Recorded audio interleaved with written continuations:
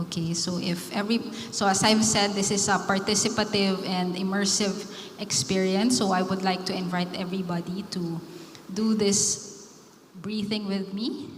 So I'll explain a little bit muna before we start, so that when we start, you can keep your eyes closed and everything relax. Okay, so it's very, very simple. All you need to do is first focus on how you are breathing. Normally lang. You don't need to change anything. And then once you're more relaxed with the breath, once you are focused on the breath, try to do longer breaths. Papahabain natin yung breaths without bringing tension to the chest and the shoulders. Just keep everything relaxed.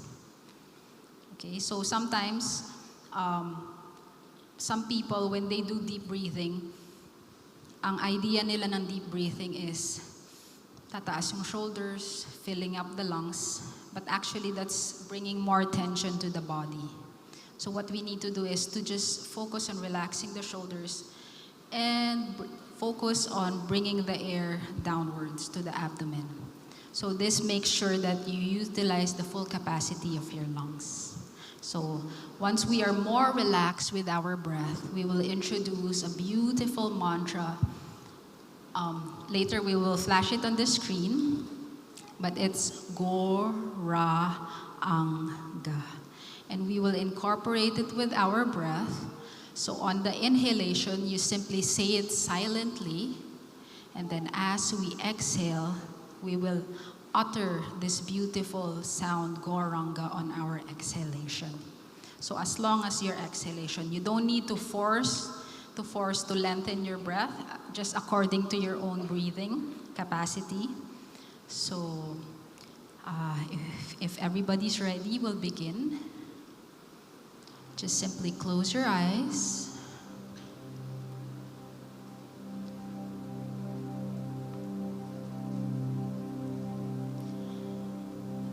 If you think it will help, you can put one hand on your chest.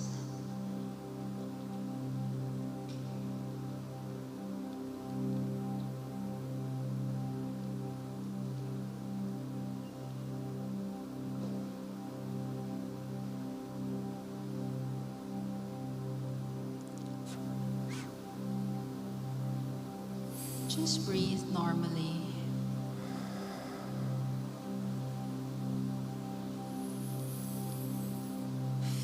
Your inhalations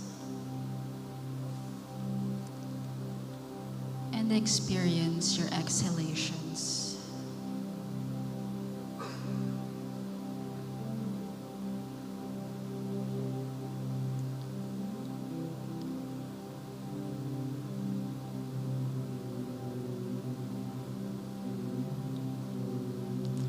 And just whenever you're ready, try to invite deeper and longer breaths. Feel how your body relaxes with each exhalation.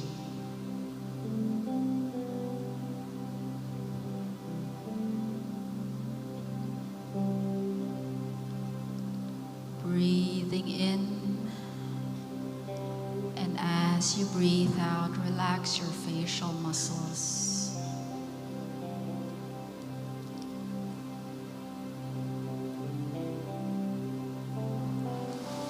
Inhale and exhale, relax the shoulders and the chest.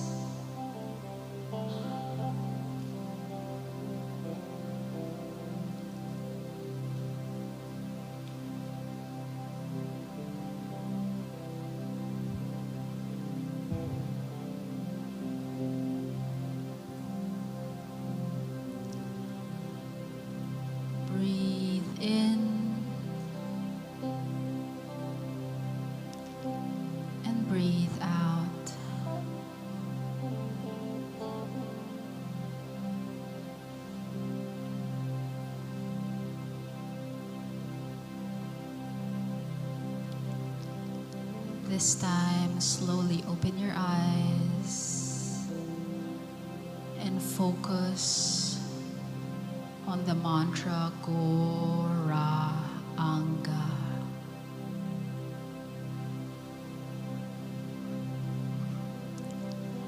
Breathe in, say Gauranga silently,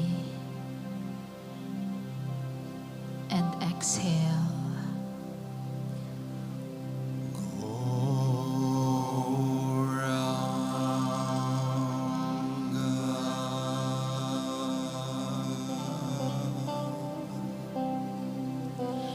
Feel the vibration in your chest.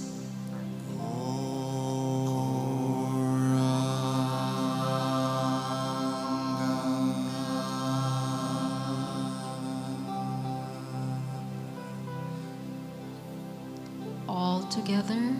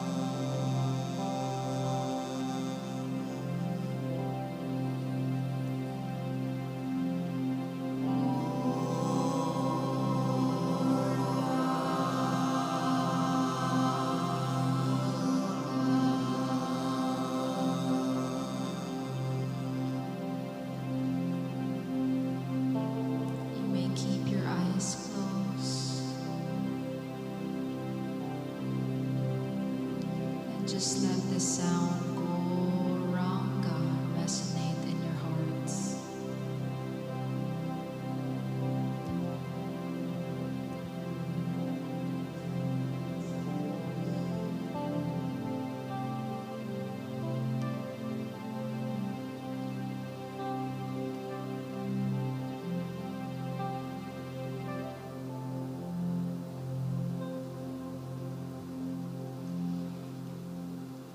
Slowly open your eyes. So that is the simple practice of mantra breathing, which you can hopefully practice on your own. It's very, very simple. It's very nice to do early in the morning when you wake up, and also before you sleep when your body needs it the most, when you want to relax and slow down. So the next part will be Chandra discussing more about meditation. Thank you so much, Sita. So, how do you feel? Kamusta? Did you try the meditation? Yeah. So it makes a big difference, no? When we center ourselves, when we engage in a practice wherein we can relax our bodies and our minds. And in fact, we like to do the meditation also before any kind of session, whether it is class or whether it is a talk like this, because now, as you've undergone or did that short process, mas madali nang mag-focus, di ba? Kasi medyo nalimot nyo na or nawala na yung iniisip nyo bago kayo dumating dito, di ba? And you feel calmer and you feel better, more encouraged to listen. So today, like sabi nga ni Sita, we are here to talk about how meditation can help you become a better citizen, a better Filipino, a better contributor to our society. Mga bata pa kayo, mga estudyante pa, and they say, di ba, our youth is our future. So if you do not like what you are seeing right now, kung anong nangyayari sa ating mundo ngayon, di ba, there is something we can do about it. But it is up to us. What we need to understand is if we want to be a force of good, if we want to be a better contributor or a better citizen to society, it starts with us. Hindi natin pwedeng i-ano yung blame sa ibang tao. Ay, kasalanan niya kasi yun, kasi corrupt siya, kasi ang dami niyang kinuha, whatever. Ginawa niya yun. May control ka ba doon?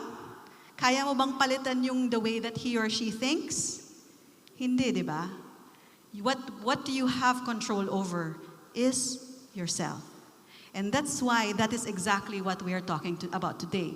How you, and working on yourself, changing the way that you make your choices for the future is what is going to give hope, all right, to how we can create a kinder, a more compassionate, a more tolerant, a more humble world, like what Sita was saying earlier. And dun nga pumapasok ang meditation because yes, it's okay to have the intention of wanting to do good, diba? But when you're trying to do good without any kind of background or concept or wisdom, minsan yung gusto nating maging makambuti lang sa ibang tao pero dahil hindi naman natin alam yung sitwasyon nila or hindi natin alam kung ano yung nangyari before nun, minsan nakakasama pa. Diba? Kunyari may nakita kang bata, umiiyak, naawa ka, ay, kawawa naman. Tapos, gusto mo to, bigyan kita ng candy, bigyan mo ng candy. Diba? Ang intention mo naman is gusto mo lang naman makabuti, gusto mo lang makatulong. Diba? Pero hindi mo alam, baka yung bata may sakit pala, bawal pala sa kanyang candy. So instead of nakatulong ka, mas naging worse pa yung sitwasyon niya. Diba? So it is very important for us to be able to do real good, to know or to have wisdom, to have the knowledge of what is really going to be doing good for others. And when we say wisdom, it is beyond kung ano lang yung temporary or kung ano lang yung pansamantala. Okay? It is beyond emotions, just that fleeting of emotion of wanting to do it now and then later it changes. It's beyond all that because it is rooted within. And what do I mean? What is real wisdom? Wisdom, when you want to do good for others, it is wisdom about truth. Yung applicable sa ating lahat. Regardless kung sino tayo, regardless kung ano tayo, kung nasaan tayo sa anong sitwasyon natin sa buhay, applicable siya. Okay? And what is this truth? What is one truth that is applicable in all of us? Lahat tayo gusto lang natin maging? Yes, masaya. Diba? Regardless of lalaki ka or babae ka, estudyante ka or matanda ka na, pareho tayong lahat doon. And bakit gusto natin maging masaya? Because natural sa atin yun. Kagaya ng sabi rin ni Sita kanina, natural sa atin maging kind. Natural sa atin maging compassionate or loving. Wala namang gumigising sa umaga, ano kaya gagawin ko today para maging masama ako dun sa taong yun? Or may ganun ba? Raise your hand if ganun kayo. Siyempre, wala nga amen. Kasi wala namang gano'n. Di ba naniniwala naman tayo, wala naman talagang masama sa mundo. Because it is in our nature to be kind and loving and compassionate. Why? Another truth that applies to all of us is that we are all spiritual beings. We are all children of God, regardless of how we appear, whether Amerikano tayo or Pilipino, yun nga, babae, lalaki, estudyante, matanda, we are all children of God and we are spiritual in nature. So wisdom begins with understanding who we are, that we are spiritual beings, and when we see others also as a spiritual being, hindi ko siya nakikita na, ay, hindi ko gusto yung itsura niya, kunyari lang, di ba? Kasi panlabas yun eh.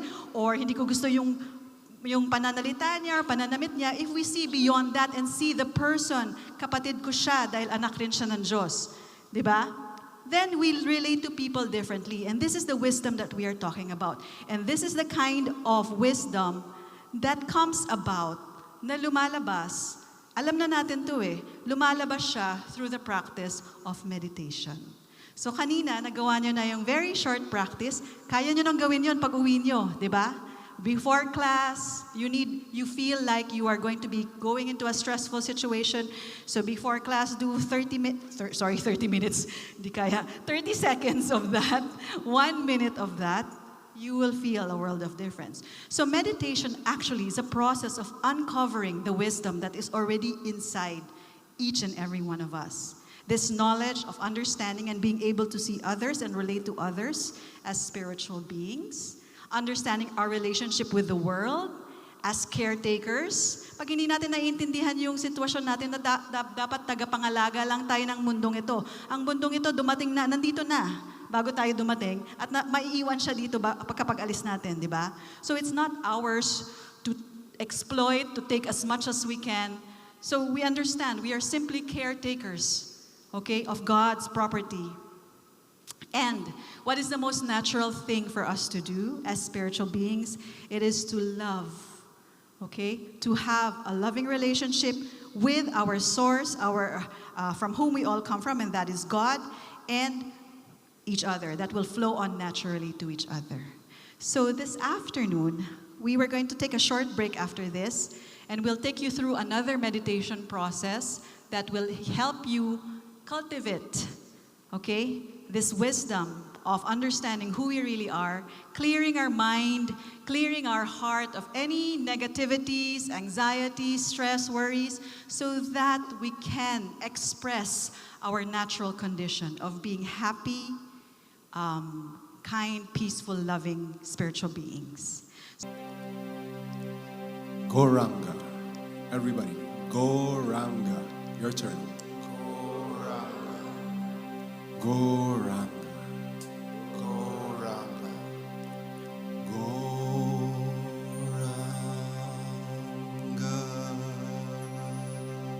Your turn. Goranga.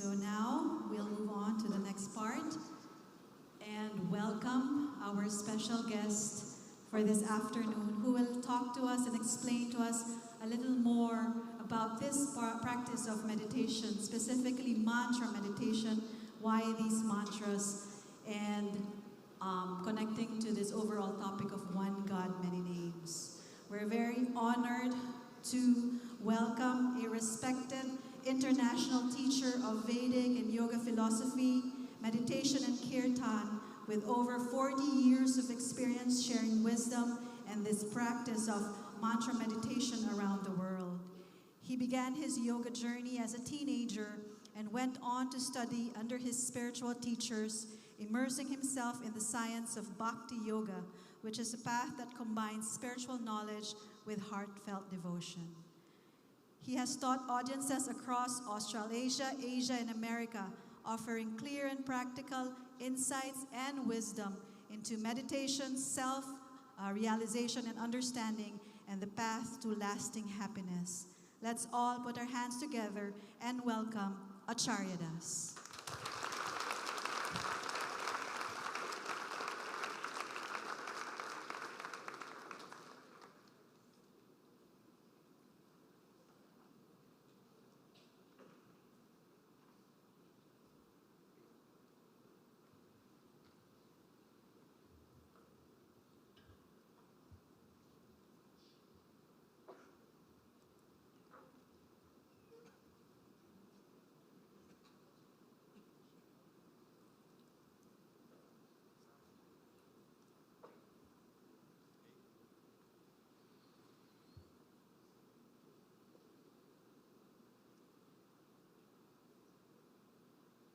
Namaste, everyone. Thank you very much for being here and giving me this opportunity to share some spiritual wisdom with you. Before speaking, I will just chant some ancient and auspicious invocations, offering respects to my spiritual teachers, to our lineage, and to the Supreme Soul. Om Magnat Marandasya Gnajana Salakaya Chaksuru Militanyena Tasmai Sri Guruve Namaha Bhaja Sri Krishna Chaitanya Prabhu Nityananda Sri Advaita Gadadhar Sri Vasadi Gaur Bhakta Vrinda Hey Krishna Karuna Sindhu Dinabandhu Jagatpate Gopisha Gopika Kanta Radha Kanta Namostute Om Namo Bhagavate Vasudevaya. Haribol.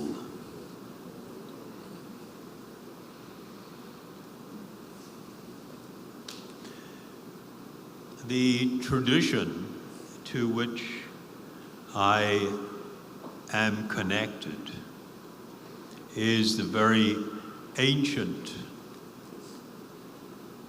Vedic or yogic tradition. Our lineage of teachers reaches back over 5,000 years. And that same knowledge that is shared today is what was received from these ancient teachers many thousands of years ago. What is human life for?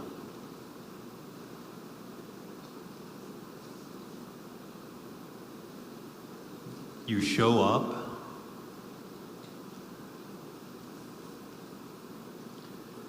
and everything just heads in one direction. Right? You know what direction? The cemetery. That's where it all goes.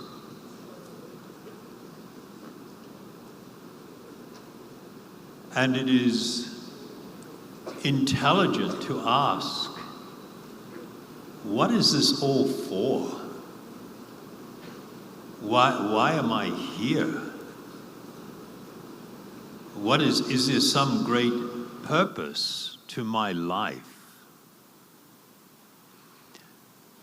Since the most ancient of times, the great spiritual teachers have taught that the ultimate goal of human life is called self-realization and God realization.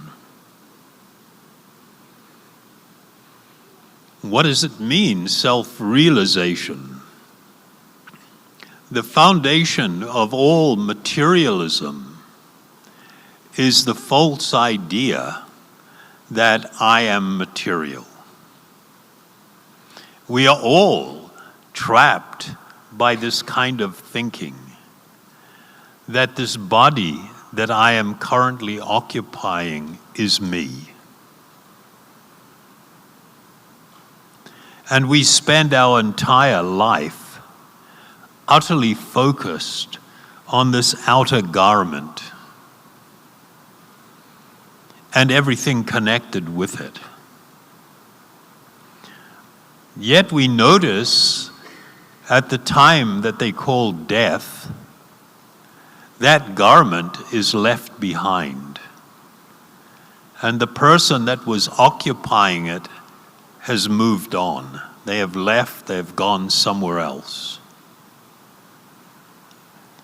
If that is true, then it's like, why are we spending a whole lifetime focused on the outer garment and being neglectful of the person within? I don't very much like using the word soul, because for most people, this word is actually malabo. It's very unclear. If you ask somebody, what, do you think there is a soul? Many people go, yeah. Then you ask, okay, well, can you tell me what is the soul? And most people will say, oh, I have a soul. So my question then is, if you have a soul, who are you? And what exactly is the soul that you have? And if I ask, can you explain? Then immediately there's confusion. What to say, what to respond.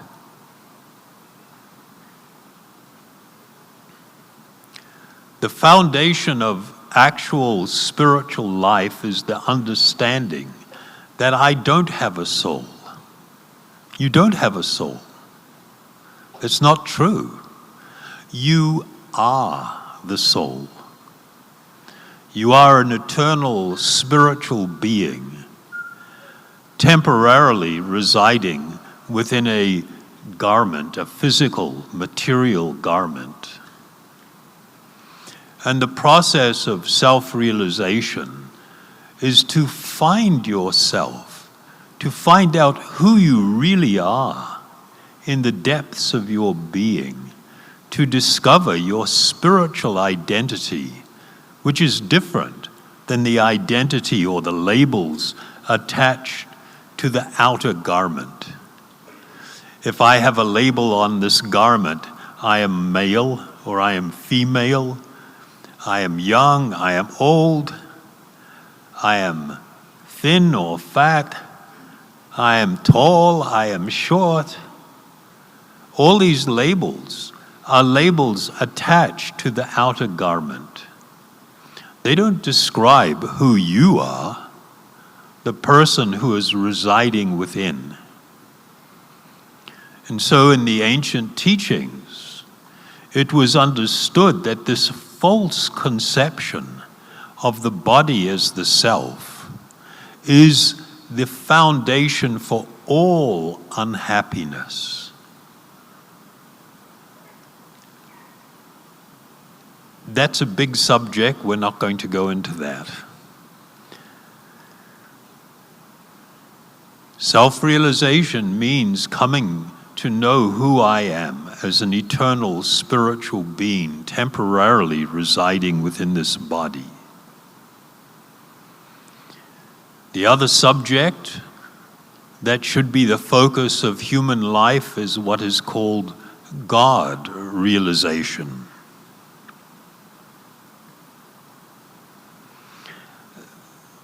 There are many different ideas or conceptions related to God.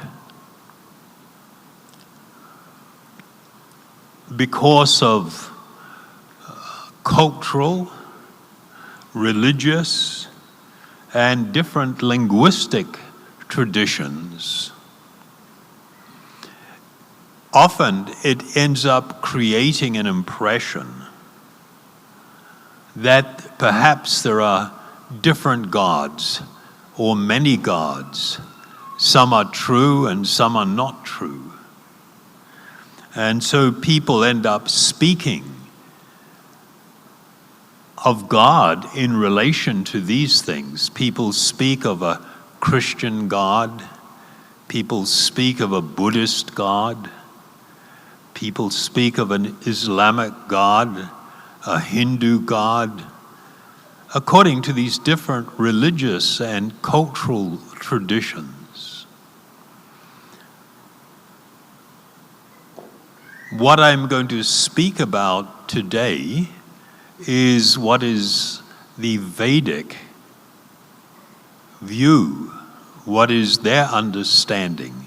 This term, the word Veda, and it's an ancient Sanskrit language, it means knowledge. And the culture that utilized a set of extraordinary texts, vast amount of writing, the followers of these texts, they were called the followers of the Vedas. And so the spiritual tradition is called the Vedic tradition. Now, according to the Vedic tradition, there is only one God. There is not a possibility of being many gods. By definition, that's not a possibility. There is only one ultimate or absolute truth. There is only one single, highest, transcendent reality. There is only one supreme soul or one God. According to different religious traditions, different cultural traditions, people may have a different or a differing type of understanding or appreciation of this highest truth. There may be some variation, but from the point of view of the ancient Vedic tradition, ultimately we need to understand there is only one God. It is just that people understand or appreciate God in different ways, but ultimately there is only one. They also taught that while the spiritual being resides within the body, and it is the spiritual being, it is you that lends life to the body and when you leave, the body dies. That in addition to a spiritual being residing within each body, there is also a manifestation of God sitting within the heart of all living beings. This expansion, this form of God that resides within your heart of hearts, is actually your eternal soulmate. It is your eternal and intimate friend. But we have turned away. We have lost contact. By our own choice, we become somewhat separated. In the ancient texts, there is one called the Mundaka Upanishad, and it uses a very wonderful analogy. And I will read this to you. There are 2 verses, Medyo mahaba, but not too long. The Lord and the living entity are compared to 2 birds sitting in a tree. While the illusioned living entity eats the fruits of the material world, the Lord, as the supreme soul and best friend, witnesses these activities. And although the 2 birds are in the same tree, the eating bird, or the living being, is fully engrossed with anxiety and moroseness, trying to be the enjoyer of the fruits of the tree. However, if in some way or other he turns to his friend, the Lord, and knows his glories, the suffering bird becomes immediately free from all anxieties.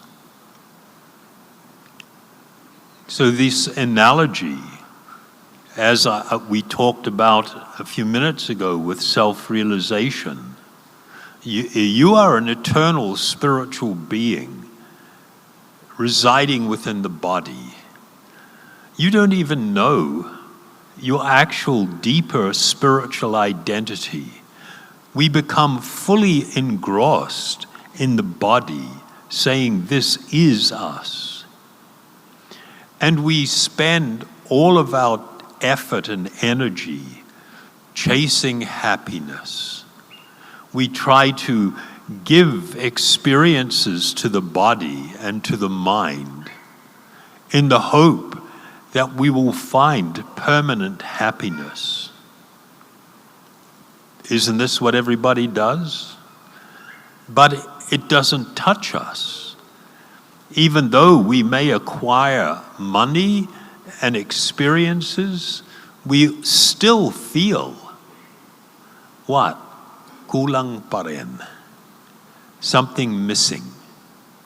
You know, in advertising, the foundational principle of advertising is the recognition that every single person is feeling emptiness. And then what the advertisers do is they will take a product or a service and they will try and offer it to you with a hidden promise. If you have this, then that emptiness will go away. You will become permanently happy. That is the psychology, that is the fundamental principle. In these verses that I just read, there is an explanation that the living being is like a bird in a tree. The tree is the body and the world. And the bird is hopping from branch to branch, trying to eat the fruits of the tree, but all the while feeling sad, lonely, and morose. If you are brutally honest with yourself, you will say, yeah, that is my experience. Tama o hindi? Yeah, if we are honest.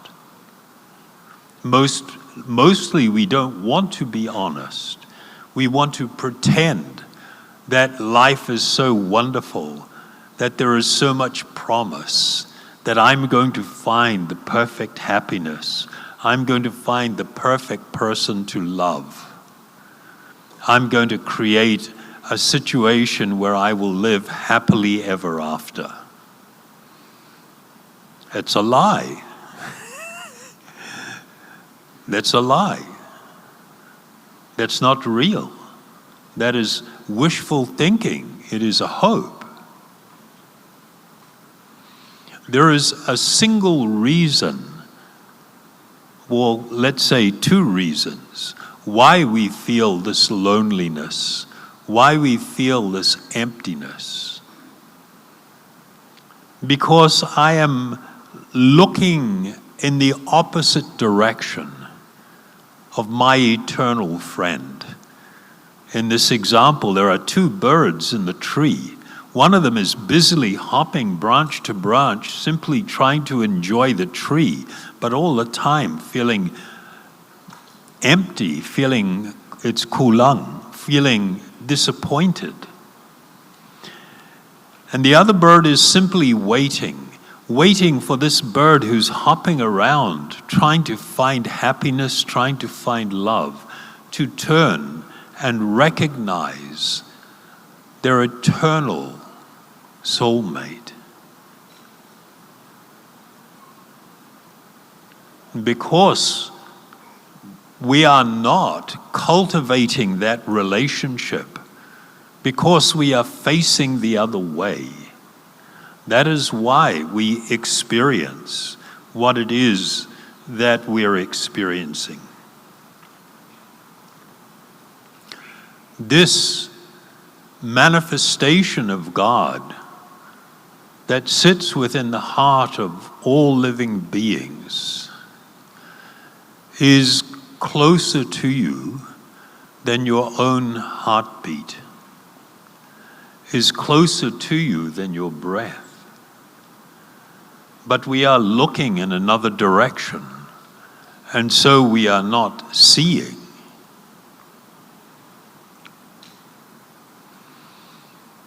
All of the emptiness that we feel, all of the sadness and loneliness that we feel, is because we have abandoned this connection.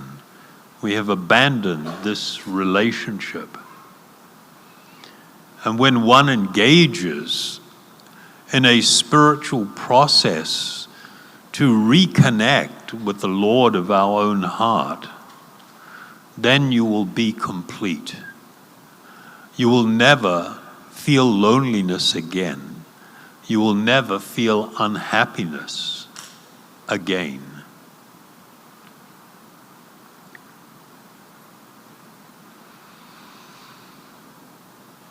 In this knowledge that I am sharing with you, we are not promoting any particular religion or any particular spiritual path. These truths are understood to be eternal truth.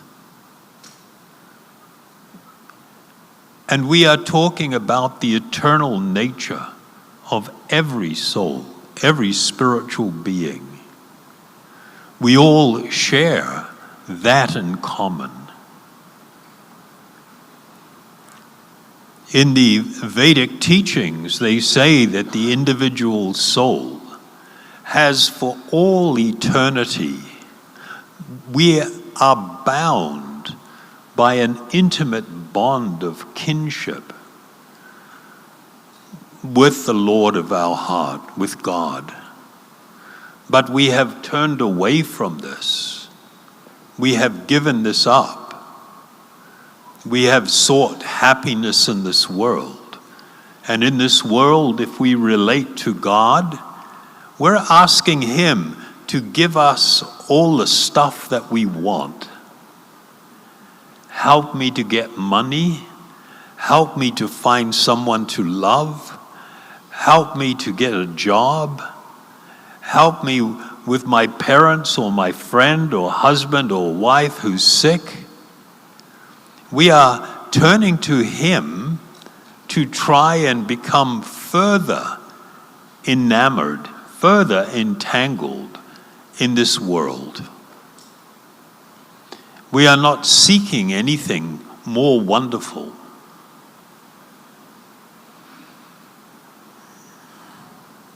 Is this subject okay so far? Or you don't like? Okay, Naba? Yeah?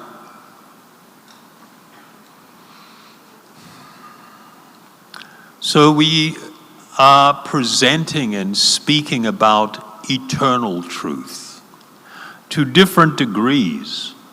Different religious and spiritual paths may focus on this or embrace it to some degree or other. But we accept there is only one God, that all spiritual beings are brothers or sisters. We are all intimately connected with our source, who is God Himself. And it is only when we regain this connection that our life will be complete. If you do not do this, I'm sorry, it doesn't matter how much experience you gain in this world, how much enjoyment you gain in this world, you will still feel incomplete.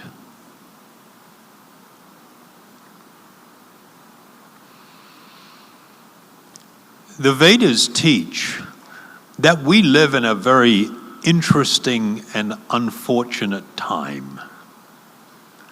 The Vedas deal with vast periods of time. And the age in which we live, they have a particular name for it. In English, it would be described as the age of chaos, quarrel, and confusion. Does that sound like what's going on or not? Everybody fights over everything, even small stuff. People that supposedly love each other,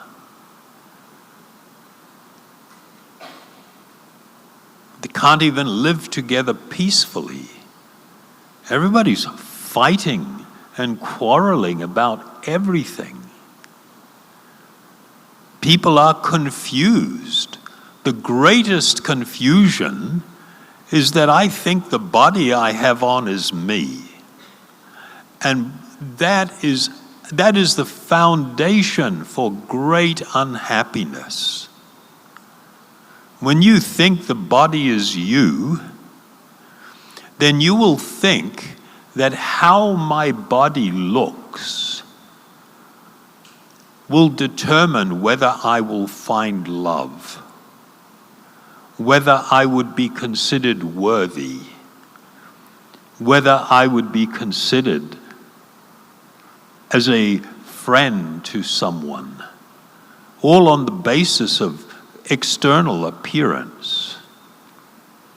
And then you're trapped in this real bummer. The body is born and it grows and it reaches maturity, and then it plateaus off for a while, and then it starts going down, down, down. And everybody's in this big battle against nature, trying to make the body look young trying to decorate it and put nice smells on it so somebody will love me, so somebody will like me, so my friends will think I'm okay, I'll have friends. It's just like, oh, this is a formula for great unhappiness. And this is what we mean when we say that this is an age of ignorance. These things have not helped. And social media, people take a picture of their body and you call it the selfie. In other words, you're saying, that's you. The body is you. It's the self. In Sanskrit, the spiritual being, the name in Sanskrit, it is called Atma. This word Atma in Sanskrit, it means the self. That's a much better way to talk about things. When I use this word, the self, to describe the spiritual being within, the one that's giving life to the body. And there's an understanding the body is not me. Taking a picture of my body is not taking a picture of me, it's taking a picture of my body. And then I can't just take one picture. I've got to have it on rapid fire.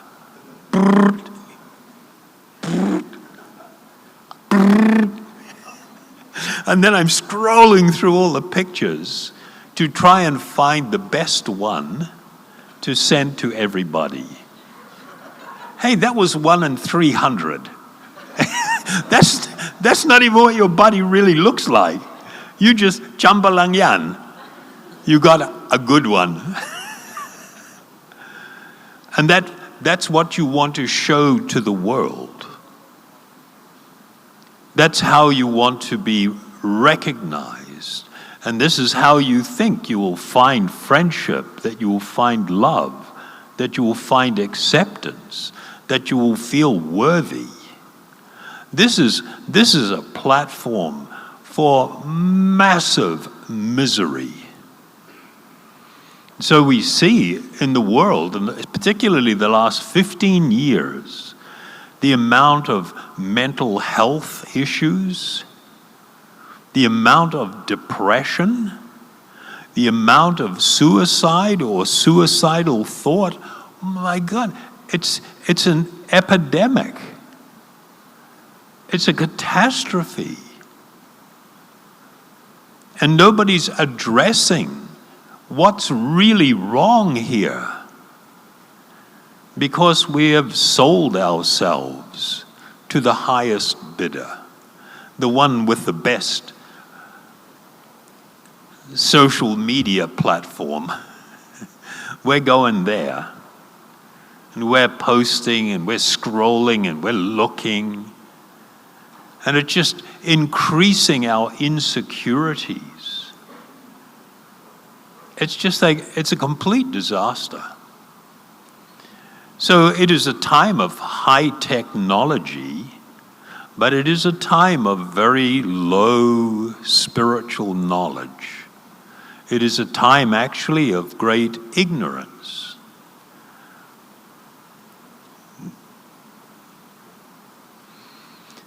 During this particular age that was spoken of in ancient Vedic teaching, they describe that the most powerful method, the most powerful means to reconnect with God and to discover your spiritual identity is the process of meditation upon spiritual sound. When we say spiritual sound, we are speaking of names of God. That is what we are speaking of. This, if God is real, if God is true, if God is all-powerful, then his name must also be all-powerful.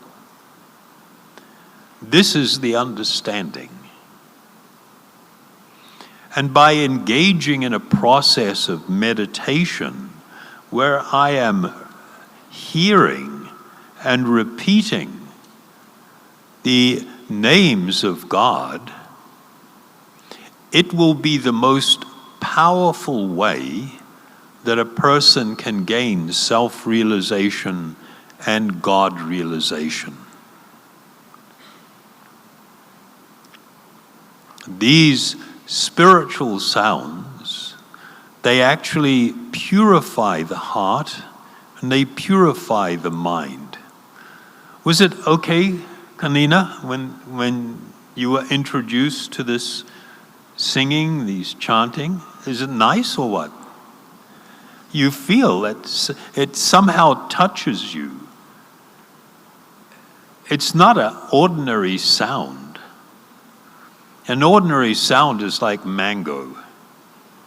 I can say those syllables over and over. Mango, mango, mango, mango, mango, mango, mango, mango, mango. It doesn't make me feel nice. It doesn't change anything. I can't taste the mango. I can't smell the mango. I can't see the mango. It's just sound. But spiritual sound is different. It has a great potency. It allows us to begin to experience a higher spiritual truth, a higher spiritual experience. So in the Vedas, they teach that because God is unlimited, he also has unlimited number of names. Does that make sense? If you said, no, God can't have this name or that name, you would be limiting him. If he is unlimited, he must have unlimited spiritual names. I am not talking about making something up or inventing, but in truth, you will find that different people in different cultures and different religions, they will use specific names of God, but we accept they are all names of the same God.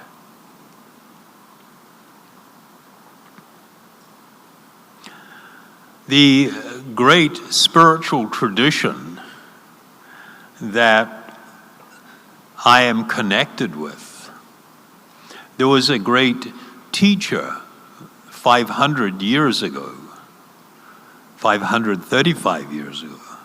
His name was Sri Chaitanya Mahaprabhu. Don't worry, you don't have to remember that.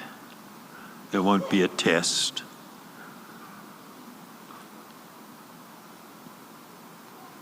He was an extraordinary transcendentalist. He was an extraordinary spiritual teacher. And when he traveled about, he would be always engaged in this process of chanting the holy names of God. He was one of the greatest scholars of his time. But he left quite simple 8 prayers that are foundational for one's spiritual journey. And in one of these prayers, he states, "O my Lord, Your holy name alone can render all benediction to living beings, and thus you have hundreds and millions of names, just like Krishna, Govinda, and many, many more. In these transcendental names, you have invested all your transcendental energies. There are not even hard and fast rules for chanting these names. O my Lord, out of kindness, you enable us to easily approach you by your holy names. But I am so unfortunate that I have no attraction for them. So in the end, he is expressing this great humility. But he taught this, what was a very ancient practice, but given that in this age in which we live, this is the most powerful, efficient, effective way to reconnect intimately with God, to come to know Him. This is the way to discover your true and eternal spiritual identity through this process. You'll find in many of the great religious traditions of the world, people in their books, their holy books, there will frequently be sayings, verses connected to the power of God's name. The big problem is, in most traditions, people do not have any practice of frequently chanting the names of God. So within the Jewish and Christian tradition, for instance, there are many statements. I will just read a few. Our Father in heaven, hallowed be your name. So we know this prayer that Lord Jesus Christ taught. What does it mean, hallowed be your name? It means it is invested with great spiritual power, that it is holy. Your name is holy. So why should we not embrace it frequently and often? Let us continually offer up a sacrifice of praise to His name. Another one. Everyone who calls upon the name of the Lord shall be saved. Another one. Holy is His name. Psalms in the Old Testament is filled with these things. I will praise the name of God with song. I will call on the name of the Lord. Another one, our help is in the name of the Lord. Another one, we trust in His holy name. And yet another one, everyone who calls on the name of the Lord shall be saved. And yet another one, I will sing praise to the name of the Lord Most High. O God, save me by your name. Sing to God, sing praises to His name. Call upon His name, glory in His holy name. These are just a few examples in a tradition that many of you are somewhat familiar with,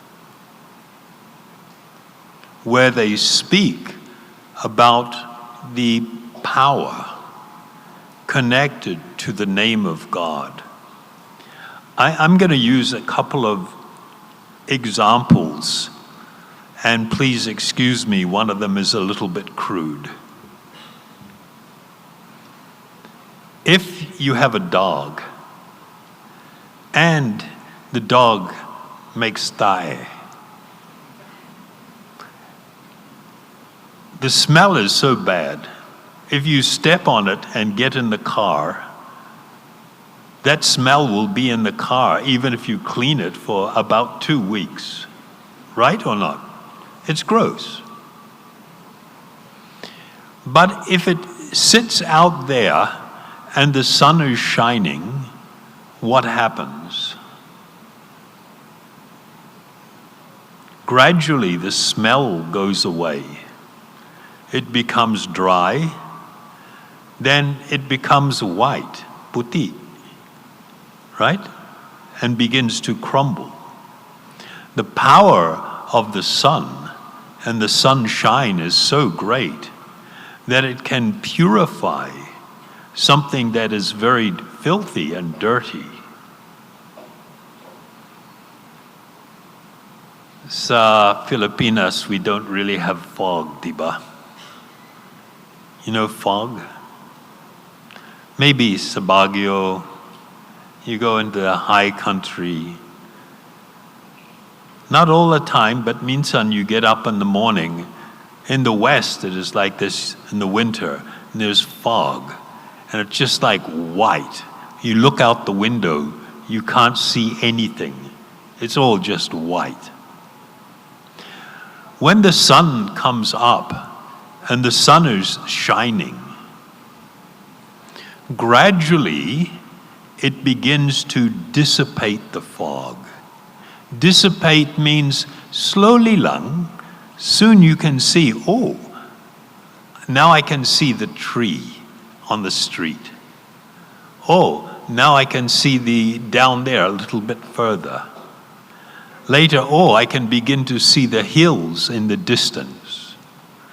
And soon, because of the power of the sun, all of the fog is dissipated and I can see clearly.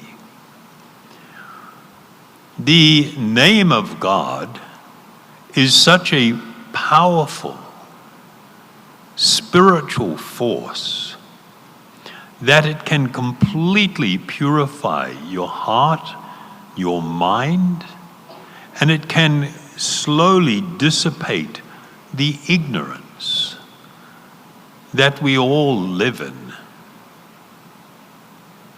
that we can begin to develop clear spiritual vision.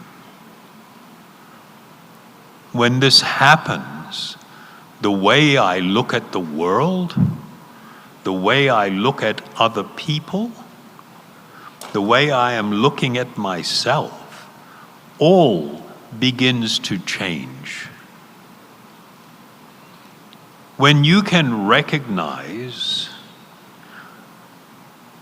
that there is something more than the body that I am seeing with my eyes, that within each body there is a glorious spiritual person who has become lost.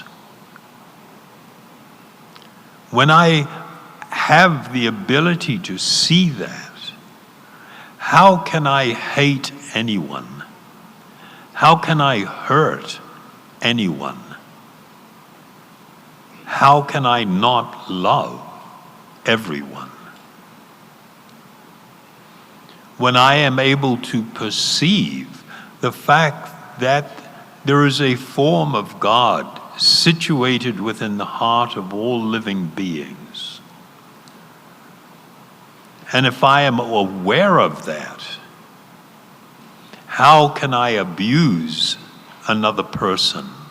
How can I speak cruel words? How can I inflict pain? I can't. The development of this type of vision to see with this clarity is the single most powerful and important change that you can experience in your life. It completely alters absolutely everything for you.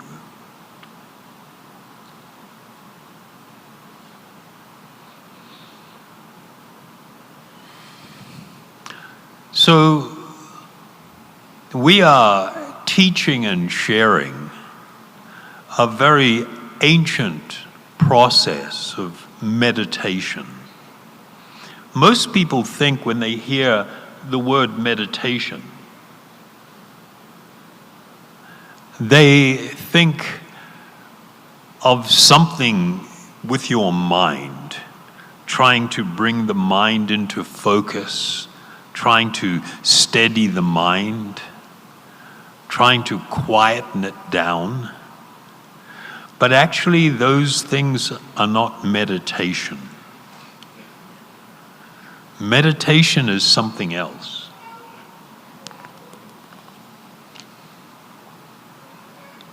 In the ancient yoga processes, these activities were considered pre-meditation. They would be what the yogis did in order to prepare to meditate.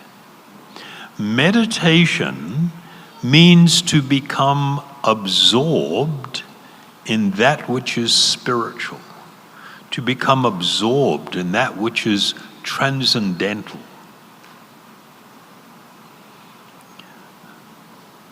The form of meditation that we are sharing, they have different types of practice. And if anybody has any interest, you can inquire from our friends who have put on this event. They offer free classes and instruction on how to build a meditation habit. Because your life will be permanently impacted by this practice of learning how to become absorbed in spiritual sound which will transform you, which will purify your heart, purify your mind. So we engage in this form of singing meditation. This is called kirtan. This is the Sanskrit word, where there is a leader who will lead the chant, and the others will listen, and then they will respond by chanting the same thing back, to and fro. We also use beads as a form of aid to meditation, where one sits quietly and spends a little time engaged in this practice of meditation. When you build a daily habit, you don't have to do it for very long. Even if you spend 10 minutes or 15 minutes in this practice, basta, it's every day. You will experience change in your life. You will experience profound change in your life. You will begin to have insights how to deal with the problems that you encounter. Everybody has problems, right? Or not? Everybody's worried and everybody's got problems. And they're thinking, what shall I do? But because we don't have good insight we often look for a solution that again creates another problem. That's what it means to be confused or ignorant. Your choices produce another problem. One place where you see this so often is in relationships. I feel lonely, I want a friend, or I want someone to love. And I become a little desperate, and I become prepared to almost grab anything that comes by. And then, how does that work out? It's so sad that in the world today, more than half of all marriages or committed relationships end up with separation. But when people were getting together, nobody thought this would happen. We become so preoccupied with what I want, I'm not realistic. And I have not learned how to live in a harmonious way with somebody else because of this lack of clarity, lack of vision.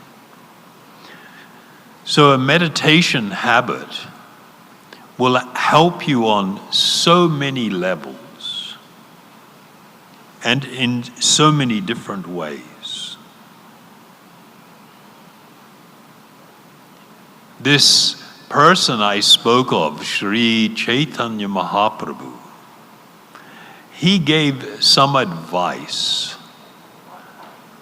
on what is the best way to approach this practice of meditation upon, or the chanting of the names of God. And he prescribed that a person needs to begin to embrace two very important qualities if you want to be able to live a happy life. One of them is called humility, which is just the opposite of what everybody's trying to do. Everybody wants to make payabang, diba? That's what selfie is all about. Right or not? I don't want to take a selfie when I wake up in the morning and I'm making tululawai and I go and send that to the world. Right? I want to look good. And that's what I want to share. But if we are overly fixated with our own self-importance, we lose the ability to deal with others well.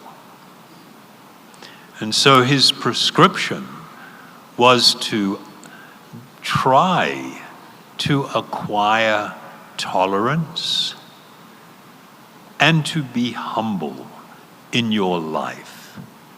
And if you do this, then one will experience quite rapid change. One will experience quite rapid transformation. So I think that is about all that I've got to share for now. And what I'd like to do is ask if anybody has any question about what I have attempted to share. I know that I am very imperfect, and my attempts to share are also very imperfect. and because of my imperfections, I cannot easily share with you the great and wonderful effects of this great process, the importance of it. But nonetheless, I hope that some of what I have shared with you will resonate. So if anybody has any question, please, maybe we got somebody walking around with a mic? Yeah. You can just put up your hand and somebody will approach you. And can I just say, you know what? There's no such thing as a stupid question. All questions are important. So don't be shy. If you have a question, feel free to ask it. I will do my best to answer it properly for you. Sige. So, good afternoon po. I am John Rich Arcor, who's from Bachelor of Science of Electronics Engineering. Can we do something So- with Sandali? For me, that's really muffled and malabo. I can't hear it. Is it me or I'm old? My body is not young anymore. Or is it the sound?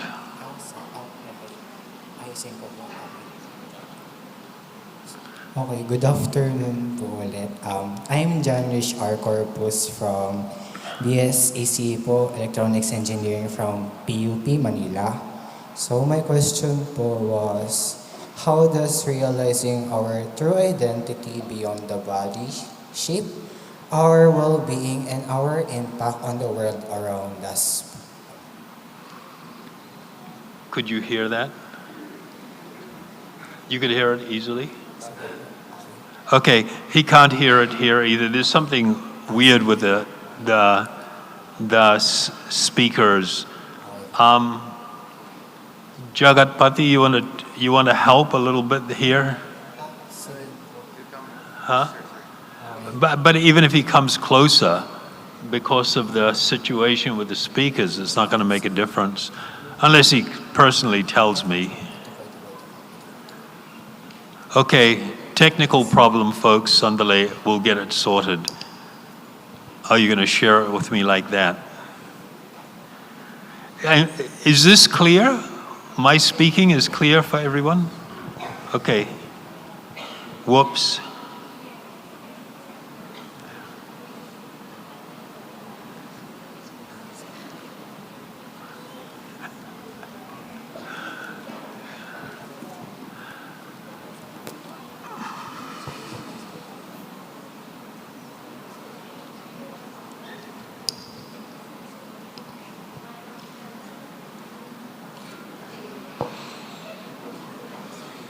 Okay.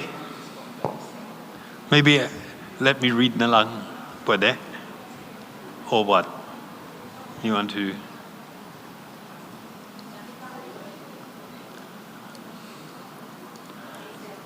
How does realizing your true identity beyond the body shape our well-being and our impact on the world around us? How does it affect? Yeah? Thank you very much. It's an intelligent question.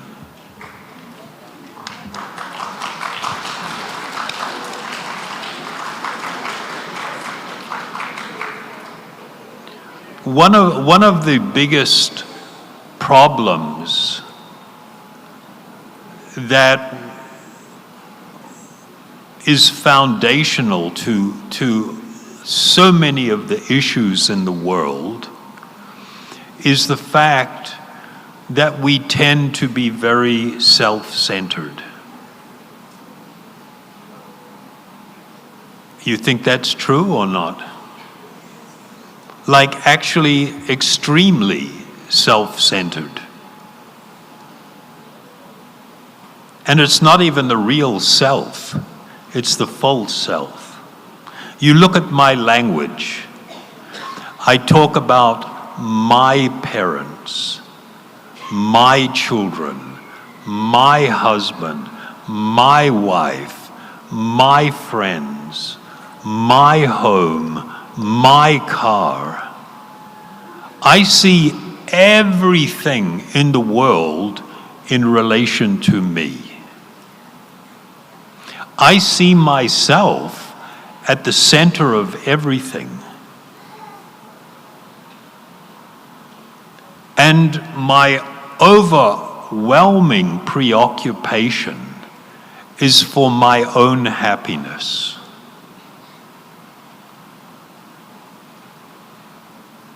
Correct or not? You know, there is this reality that when I show kindness to someone, how do I feel? Do you feel good? Do you feel there's something nice feeling? You know, yesterday I was talking to some people in Alabang, and I was telling them about a YouTube video I saw, somebody sent me. And it's this guy, they go around doing different things and videoing it to see what happens. So there was this bum sleeping on the street, and it was cold. He had heavy jacket on and a hat pulled down, and he was sleeping on the bench, and he had one backpack and one plastic bag. So the guy that's doing the video, he walked past the guy and he saw he was really asleep. So he took $200 and he slipped it into the pocket of his jacket, sticking out a bit. Then they continued to video. And after a while, the guy woke up and he's yawning, and then he looks down and he gets shocked and he takes out the money. And he's just like so shocked that somebody has given money. And so he goes down the street and they follow him. He goes to a department store and he bought a sleeping bag and a pillow and some other few things to make his life a little bit easier. And he came back to the same bench and he's sitting there with his stuff. Then the guy that was setting up the video, he began to walk back and forward in front of the guy on the bench so the guy could hear. And he's talking on the phone. Oh no, oh, what am I going to do? Yeah, I know, I need to do this, but I don't know, how am I going to solve this problem? And he's pretending that there is some huge problem. Somebody has been put in the hospital and he doesn't know what to do. Then he comes and he sits on the bench beside the guy, and the guy's been listening. And then he asks him, what's wrong? Then the guy told him what his problem was, and he needed to go some distance to visit this person in hospital. But he said he's freaking out because he doesn't have money. So the other guy was just sitting there looking. Then he told him, are you going to be here for a little while, maybe 10 minutes? And the guy goes, yeah. He said, can you watch my bag? And then he took the sleeping bag and the pillow and the other things he brought from the store. He went back to the store with the receipt. He returned the goods, got the money, and then he came back and he gave it to the guy next to him. When people are watching this, they almost feel like crying. It's so sweet to see somebody who was in such need, and he was gained something, but he was prepared to give it up in order to try and help somebody else. And so when he came back and he gave the $200, The guy was almost crying. And he said, you know, actually we are just testing people doing this. And I can't believe that you're being so kind and so generous. And he gave the guy now $500. He told him it was on video. And he thanked him for being so kind. When people see this kind of thing, we feel deeply touched by it. We feel very moved. And the reason that we feel moved by acts of kindness is because it is actually part of the nature of the spiritual being to love, to show kindness, and to serve. And because that is actually part of our nature, when we do those acts, we feel it is something special. In material consciousness, I see myself at the center of everything. And it's about me taking. Even in relationship, I say that I fell in love, and I say I love someone, but then I decide later, maybe it's not that good. And I fall out of love. Or I begin to argue, I begin to fight, it becomes unpleasant, then I tell them, get out. And everybody becomes heartbroken. So this is just one example. In the material condition, we are self-centered and we always look to take. In the condition of spiritual realization, I am seeking to give. This has enormous ramification on all relationships, how you're interacting with the world. Instead of just trying to exploit the world and grab and get everything that you can and don't care about the impact, whether you're polluting everything, whether you're contributing to so much environmental destruction and everything. You look upon the world as the property of God. When I came here, I had nothing. And when I am going to leave, I take nothing with me. And yet, while I'm here, I'm madly trying to grab as much of it as I can, looking for the happiness that I seek. In spiritual realization, I see everything differently. And it really alters my relationship with the world, my relationship with others, because how I am seeing myself has completely changed. So these are just a couple of examples. If we had more time, but don't worry, I'm not going to do this to you. We could probably go on for a few hours about the impact that it will have on a person when they actually become self-realized and God-realized. Not even fully, even a little bit. There will be this big, big change. Meron pa ba? Hope we'll have more luck this time. Sige. Hello. Ayan.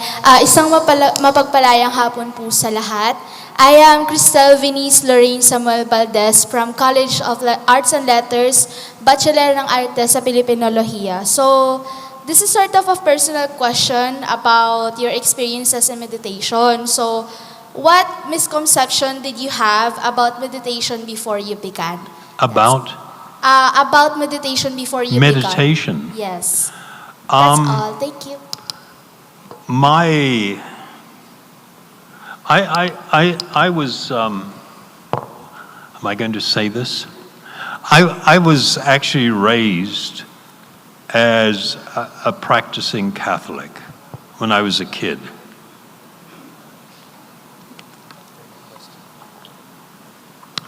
And there were general ideas that people who do meditation, it's connected to some other weird religion, or it's connected to something a little bit, whatever.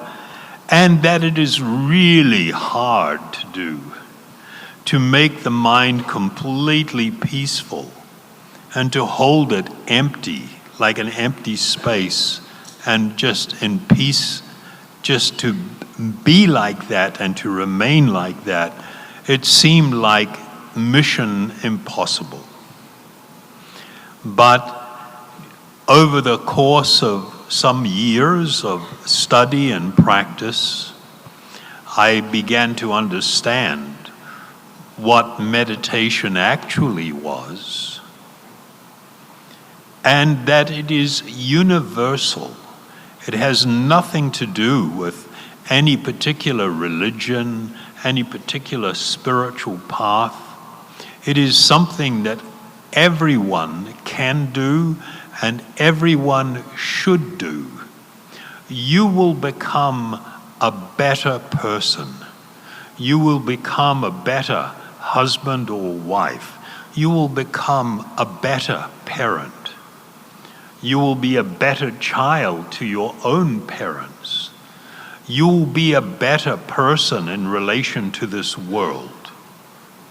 You will be, in every regard, if you want to follow any particular religious path and you become engaged in this practice, you will become a better member of that religious community, a better practitioner.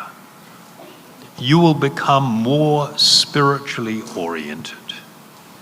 So the things I thought before in the beginning, that it was so difficult and it was unclear to me what is the true benefit, that all changed through my study and my practice.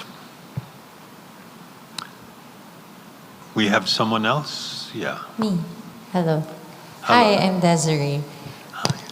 My question is, you mentioned earlier how advertisements prey on the feeling of emptiness in Yeah. people. In that respect, how does kirtan make that emptiness go away? Yeah. So the question is, why is that emptiness there? The emptiness is there because we are actually disconnected from God. I know that might sound shocking, but it is true. And I'll give you one example of why it's true. And when I heard this the first time when I was very young, it completely blew my mind. In this world, we see ourselves at the center of everything. And I am utterly focused on my happiness, on my capacity to find love, on my enjoyment of this world, right? I see myself as the central enjoyer of things.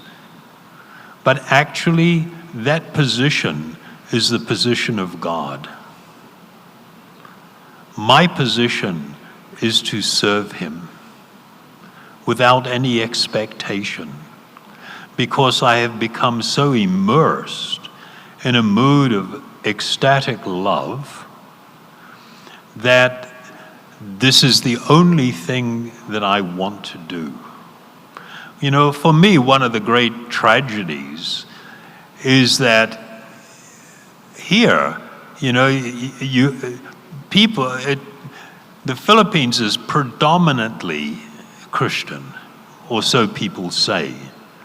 But when I ask people, okay, if you say that you are Christian, What is the greatest teaching of Lord Jesus Christ? Less than 50% of people can give me the right answer. That's a bit shocking, considering people say that they are followers of his. They usually say, you know, it's to love your brother or your neighbor as yourself. But no, that's not true. That's the second one. That's not the first one. There is a first one. The first one is to love the Lord thy God with your whole heart. What? Whole heart? Buong puso? With your whole mind. With your whole soul or being. And it's like, so if that's the main teaching, what does that mean? What does that mean? What is this condition of love where someone becomes so lost in this profound experience of great transcendental love that their whole mind, their whole heart, their whole being is given over in this deep mood of love? What does one experience when that happens? What are the symptoms that it is there?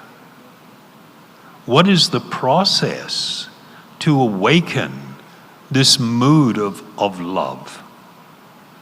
People don't know. They think it's just going to church once a week.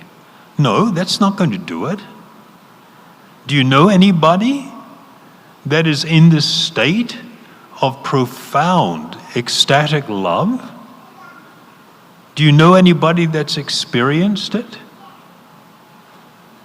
It's kind of like, but this is meant to be the main teaching.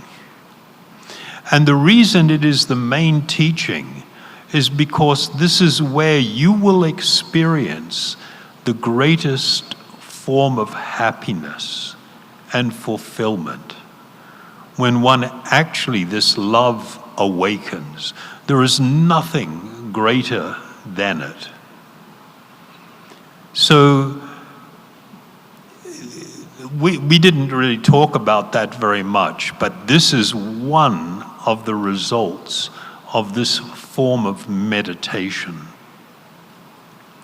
That when a person begins to experience a growing appreciation of my spiritual identity, when I am feeling a connection, a deep and wonderful connection with God, my actual friend, the Lord of my love, my beloved. When I am taking spiritual food, then I no longer feel emptiness. I no longer feel want. I no longer am looking for things in this world to try and fill up the emptiness. There is one example that's given in one Vedic teaching. It's a man has a bird, and the bird is in the cage. But he decides to upgrade the cage. And so he has a cage made of gold. And then he gets it set with gems. And then he loves that cage, and he's polishing it, and he's taking care of it. And every day he's looking at it. But he's become so enamored with the cage, he has forgotten the bird inside, who is becoming more and more malnourished, like almost dying. And they use that example for what happens because we feel this emptiness within. We seek to get rid of the emptiness on the outside, more things connected to my body and mind. I am not, as it were, feeding the spiritual being. I'm not taking spiritual nutrition. When you engage in this form of meditation, It is actually like taking spiritual nutrition. It begins to have the feeling of more completeness, of filling oneself up with something that is real and something that is wonderful. Sometimes people have an experience when they engage in this kind of meditation and they just let everything go, just mellow out, relax, let everything go. Just like you're bathing in the ocean, lying in the warm ocean, just bathe in these spiritual sounds. Sometimes people have an experience, it's like their heart is melting. They may feel tears in their eyes because it is so joyful, it is so wonderful. So this form of meditation, and because we don't have much time, I'm just touching on the answer a bit, but I'm hoping that will give you some glimpse into this reality. Is that okay?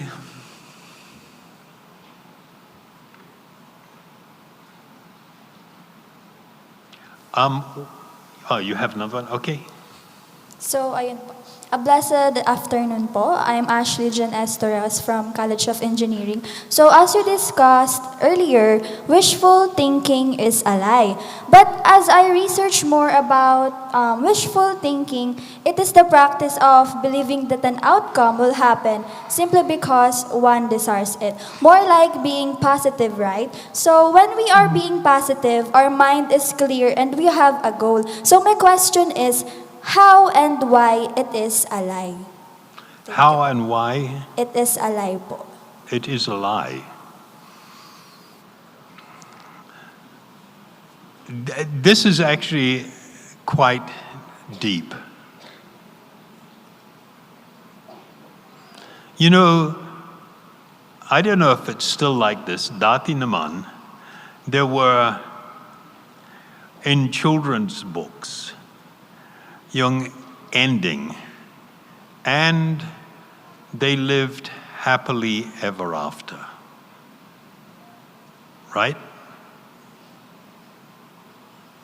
Do you know anybody in this world that has lived happily ever after? I'm not talking about someone you don't know. I'm talking about your parents, your grandparents, your cousins, people that you actually know.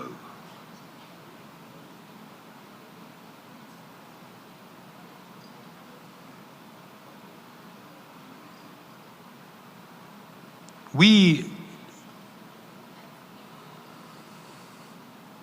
mostly engage in wishful thinking. It is not bad, it's not evil. We have a hope. But in fact, there is an English term, you say English, hoping against hope. You know what that means? Hoping against hope?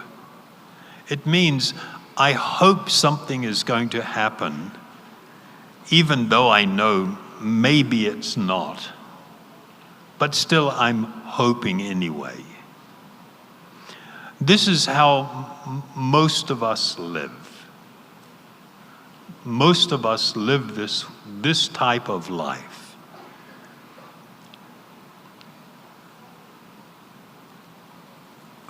When I say it is a lie, I hope I have not offended you or anybody else. I hope that you don't think I am being overly critical. The thing that spurs me to say that it is a lie is because I am deeply moved by how much unhappiness there is in this world and how so many people have hopes and aspirations for something more perfect, for something more wonderful. But quite often, our choices lead to unhappiness.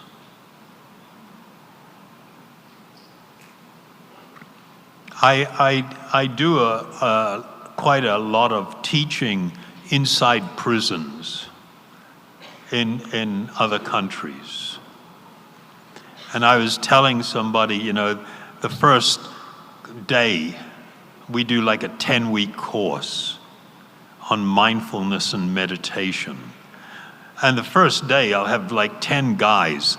They've all got like big muscles. Everybody's working out. They're all aggro and full of tattoos. They're killers and rapists and really bad people. And then first thing I ask them is, how many of you in your life had a plan to come to prison? How many of you had a plan that on this day you would be here in prison? And of course, they laugh. It's kind of stupid to want to be in prison. So I ask them, okay, well, if this is not your plan, doesn't that show that you have lost control of your life? Your plan was for something else, but this is where you ended up. Why? Why? Because of wishful thinking. They thought they could do this. They could just rape someone. They could just steal things. They could just deal drugs. They could murder someone. And somehow that was going to help them become happier, to become more fulfilled. That's why people do things. So I tell them, you must learn this lesson. Wherever you find yourself in life, you have to accept that it is the result of choices that you made, and decisions that you made, and actions that you took. If you want to have a really, really good life, you must learn to make really good decisions. You must learn to make really good choices. You must learn how to act in a way that will produce the thing that you seek. But many times we act and we are hoping it's going to turn out okay. Even when we see a sign, whoops, delicado yan, warning, warning. And I go, no, I won't look. I'm going to just go for it and hope everything will be okay. We don't even want to look at things with great clarity. But a key to living a good life is to make good choices and good decisions. Everything that happens to you is because of choices that you make, actions that you take.